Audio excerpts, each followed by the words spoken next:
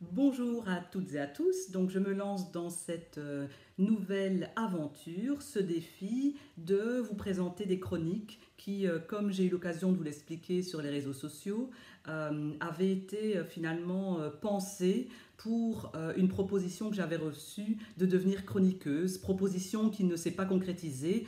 Et j'avoue qu'après un moment de déception, je me suis dit, oh ben voilà, j'ai quand même quelques idées, des thématiques qui me parlent, qui me donnent envie de m'exprimer, et je me suis dit que j'allais les partager avec vous. Alors, je démarre par cette chronique. Donc, la chronique, je l'ai appelée Le Sparadragate où Rokhaya avait raison. Et en fait, elle démarre et elle aborde cette fameuse polémique lancée en 2018 suite à une republication sur Twitter d'une intervention télévisée de Rokhaya Diallo.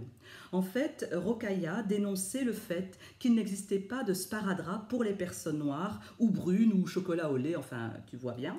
À l'époque, elle s'était pris une véritable volée de bois vert, comme on dit pour rester poli. Enfin bref, la vérité c'est qu'elle avait été harcelée sur les réseaux sociaux par des personnalités comme Natacha Polony par exemple, qui trouvaient que c'était un faux débat, qu'il y avait des problèmes évidemment bien plus importants que la couleur des sparadraps. Mais moi, j'avais envie de vous partager et de vous dire mon ressenti de femme noire.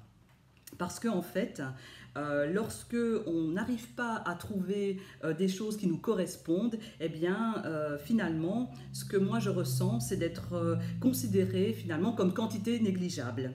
Par des marques qui estiment que finalement il n'y a pas d'intérêt à développer des produits pour moi.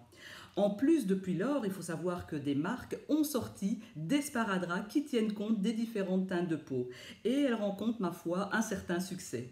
Alors je dirais que Rokhaya Diallo, finalement, elle avait totalement raison de soulever le problème.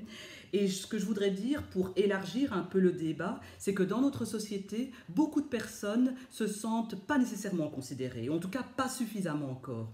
Je pense par exemple aux personnes en situation de handicap qui ne peuvent pas accéder à certains bâtiments, à certains endroits très facilement.